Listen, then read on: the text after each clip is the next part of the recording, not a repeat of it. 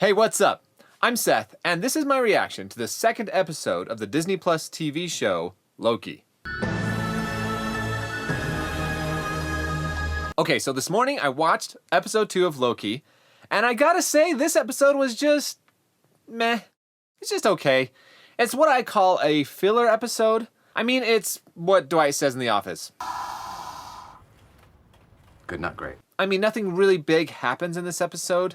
I'm not going to spoil it for you, but in this episode, it's just kind of a little bit of exposition, a little bit of story, a little bit of plot, but not a whole lot. Nothing that really stood out as grand. I mean, the first episode was pretty great. It was a lot of fun. The second episode, I don't know, not a lot happened. I honestly, if I would compare it to another Disney Plus series, WandaVision, I feel like those first 2 episodes did not really push the story along very much. You really could have combined them into one, I felt like.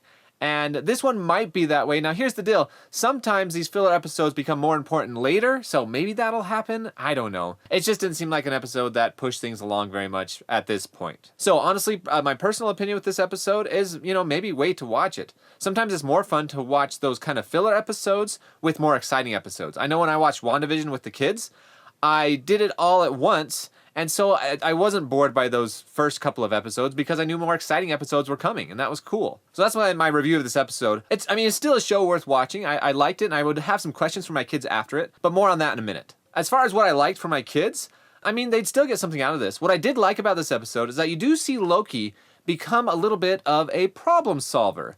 I mean, at first he's kind of a brat, and he's already been a brat, and that's just the way he is. He's not, the best character, right? And even though he's kind of had this turnaround from episode 1, sorry, I'm spoiling episode 1 a little bit. I mean, he has said he's going to help the TVA.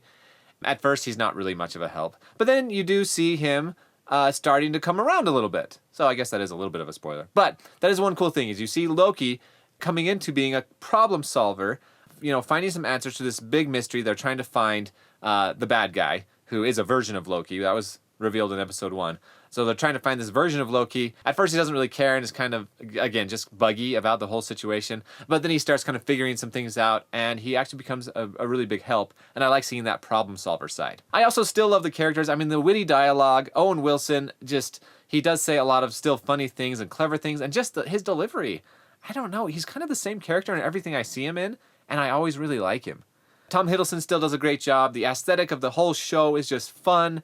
It's, it's this futuristic 70s style show, which I really like. I think it's pretty cool. And what I didn't like for my kids for this episode was what I brought up before, is it just doesn't really go anywhere. I wouldn't say it's boring. It's not boring. You're still kind of, waiting to see what happens next. I would just say that it's not as fun as the first episode was, and not much happens. So that's kind of where this episode ends up. As far as content's concerned, there's nothing that I wouldn't let my kids watch in this episode. There wasn't anything really violent or sexual or anything that stood out, language, nothing like that. Is it worth the watch? Yeah, it's definitely worth the watch. I mean, like I said, it's still a fun show. It's good, just not great. And that's what it is. So I try to, always bring some value to watching shows with my kids. So some questions I might ask them at the end is, how did Loki bring value to the TVA? What were some big things that he did specifically to help bring value to TVA, actually show that he's a valued member of this whole process of finding this bad guy? And then I would dive into a little bit the relationships that he's starting to build in this show. So I would ask them, what do you think about the relationship between Loki and Mobius? And how is that developing? I mean, is it a good relationship, bad relationship? Are they just using each other? Or is there actually a friendship evolving there? I'd try and dive into that a little bit.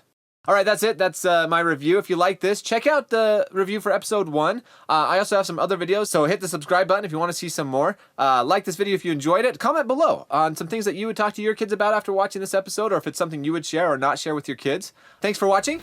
I'll talk to you next time.